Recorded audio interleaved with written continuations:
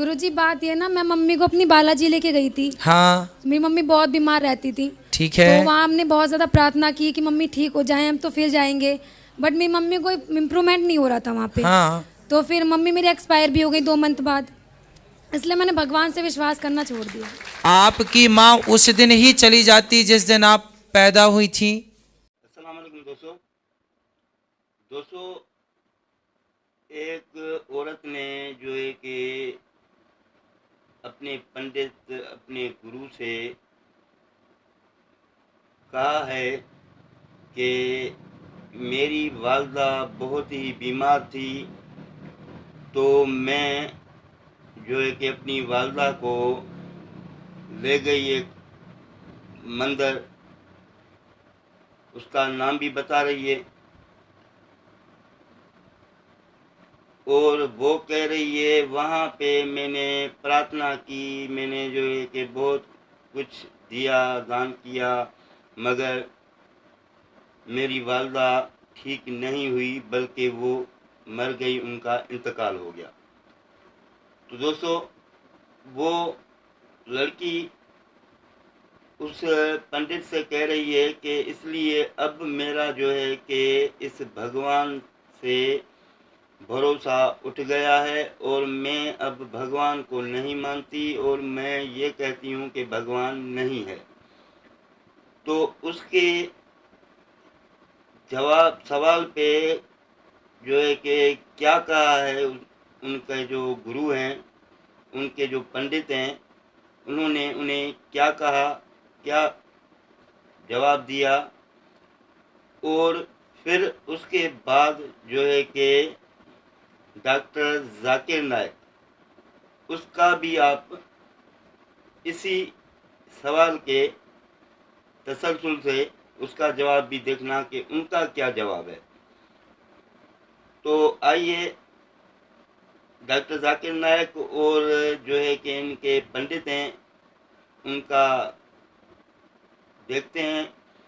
और ये मैं आपसे रिक्वेस्ट करूँगा कि बराए मेहरबानी आपसे मेरी रिक्वेस्ट है कि मुझे सब्सक्राइब भी करना और कमेंट भी ज़रूर करना कि डॉक्टर जाकिर नायक ने जवाब सही दिया है या उस पंडित ने जवाब सही दिया है। तो आइए सुनते हैं दोनों के जवाब क्या कह रहे हैं। आइए जी बात ये ना, मैं मम्मी को अपनी बालाजी लेके गई थी। हाँ मेरी मम्मी बहुत बीमार रहती थी। ठीक तो है। वहाँ हमने बहुत ज़्यादा प्रार्थना की कि मम्मी ठीक हो जाए, हम तो फिर जाएंगे। बट मेरी मम्मी को इम्प्रूवमेंट नहीं हो रहा था वहाँ पे। हाँ तो फिर मम्मी मेरी एक्सपायर भी हो गई 2 मंथ बाद, इसलिए मैंने भगवान से विश्वास करना छोड़ दिया कि मम्मी को मेरे में जब लेके भी गई, हर जगह बोला भी, हर दुआ दवा सब कुछ कराई, लेकिन मम्मी को कुछ भी फ़ायदा नहीं हुआ। तो इस वजह कितने से साल की थी आपकी मम्मी? कितने वर्ष की थी? मेरी मम्मी 40 की थी ना? हाँ। एक्चुअली होना क्या था वो सुनो। आप कितने साल की हो? मैं 18। जब आपका जन्म हुआ था ना, जब आपका जन्म हुआ था उसी दिन आपकी मम्मी को जाना था संसार छोड़ के, लेकिन आपके पुण्यों के कारण और आपकी माँ की भक्ति के कारण परमात्मा ने उन्हें इस धरती पे इतने दिन और रखा कि मेरी बेटी कम से कम 18 साल की तो हो जाए। आपकी माँ उस दिन ही चली जाती जिस दिन आप पैदा हुई थी, तो क्या करती आप? तो ईश्वर ने आपको आपकी माँ का प्यार, माँ का साथ देने के लिए ईश्वर ने 18 साल रोक के रखा। हिंदू मजहब की किताब में सबसे मशहूर किताब है भगवत गीता। अगर आप भगवत गीता पढ़ेंगे, अध्याय 7, चैप्टर नंबर 7, श्लोक नंबर 20, उसमें लिखा है all those are materialistic people they worship demigods. मतलब जो लोग पैसे के पीछे, दुनियाई चीज़ी के पीछे भागते हैं, वो लोग गलत ईश्वर की पूजा करते हैं। और उसकी अगर तशरी, इसकी तफसीर पढ़ेंगे, स्वामी ब्रह्मपदा कहते हैं इसके माने ये भी होती कि जो लोग दुनियाई चीज़ें के पीछे भागते हैं वो लोग बुत परस्ती करते हैं। किधर लिखा हुआ है? Bhagavad Gita chapter number 7, chapter 7, श्लोक नंबर 20। आगे लिखा है भगवत गीता अध्याय 10 श्लोक नंबर 3 में कि वो खुदा ना कभी किसी को जना है ना जनेगा, और वो सबसे ताकतवर है। और सारी हिंदू मजहब की किताबों में सबसे ऊंची किताब है वेद। वेद का दर्जा सबसे ऊंचा है, और 4 वेद है, ऋग्वेद, यजुर्वेद, सामवेद, अथर्ववेद। अगर आप पढ़ेंगे यजुर्वेद अध्याय 32 श्लोक नंबर 3, उसमें जिक्र है न तस्य प्रतिमा अस्ति। ये संस्कृत श्लोक है, जिसके मानी है कि उसका ना कोई अक्स है, ना कोई तस्वीर है, ना कोई बुत है। आगे आप पढ़ेंगे यजुर्वेद अध्याय 40 श्लोक नंबर 9, उसमें लिखा है अंधात्म पविशंति या असंभूति उपासते। अंधात्म मीन्स अंधकार, प्रविशंति मतलब अंदर जाना। वो लोग अंधकार में जा रहे हैं जो लोग असंभूति की पूजा करते हैं। असंभूति माने कुदरती चीज, मिसाल के तौर पे पानी, आग, हवा। जो लोग कुदरती चीज की असंभूति की पूजा करते हैं वो अंधकार में जा रहे हैं। और श्लोक आगे कहता है कि वो लोग और गहरे अंधकार में जा रहे हैं जो लोग संभूति की पूजा करते हैं, जो बनाई हुई चीज की पूजा करते हैं, मिसाल के तौर पे टेबल, चेयर, गाड़ी, बुत एक्सेट्रा। कौन कहता है? यजुर्वेद अध्याय 40 श्लोक नंबर 9। और सारे वेद में सबसे ऊंचा वेद है ऋग्वेद। ऋग्वेद में लिखा है, किताब नंबर 1, हिम नंबर 164 164 श्लोक नंबर 46 श्लोक नंबर 46, उसमें लिखा है एक कम सत विप्र बहुधा वदान्ते। ये संस्कृत श्लोक है, जिसके मानिए सत्य एक है, हक एक है, खुदा एक है, और संत लोग उसे कई नामों से बुलाते हैं। भगवान एक है, ईश्वर एक है, लेकिन संत महापुरुष लोग उसे कई नाम से बुलाते हैं। और ऋग्वेद में, सिर्फ ऋग्वेद में किताब नंबर 2 हिम नंबर 1 में 33 नाम खुदा को दिए हैं। कितने नाम? 33।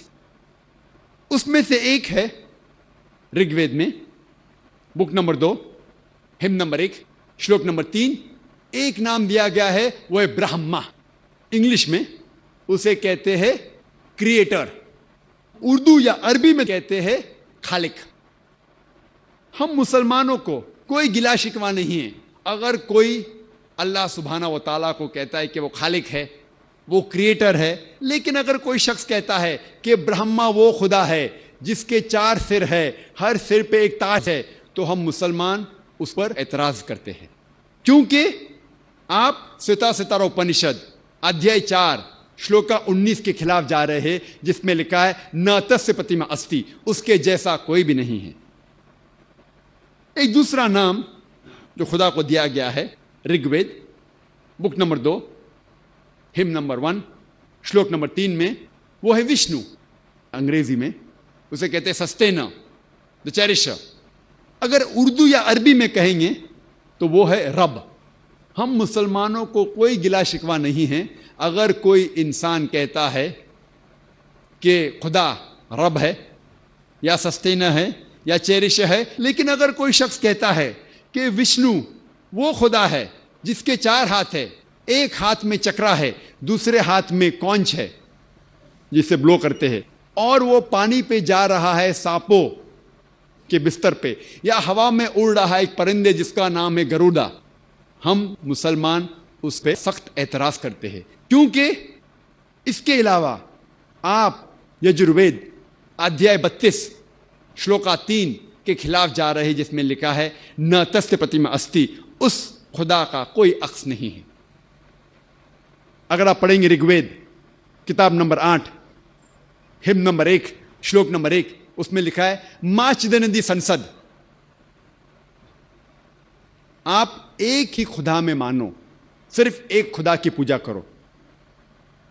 ऋग्वेद किताब नंबर 6 हिम नंबर 45 श्लोक नंबर 16 में लिखा है, या एक इतमुश्ती ही, इसके मानी है कि आप उस एक खुदा की प्रशंसा करो, सिर्फ एक ही खुदा है, उसकी इबादत करो। और हिंदुइज्म का ब्रह्म सूत्र है, एकम ब्राह्म द्यूता नास्ते नहना नास्ते किंचन, भगवान एक ही है, दूसरा नहीं है, नहीं है, नहीं है, जरा भी नहीं है।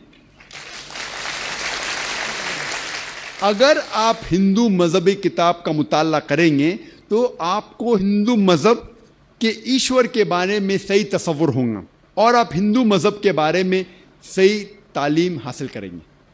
और मैंने तकरीर की है similarities between Hinduism and Islam, जो यकसानियत है हिंदुइज्म और इस्लाम में, उसके पर तकरीर की मैंने।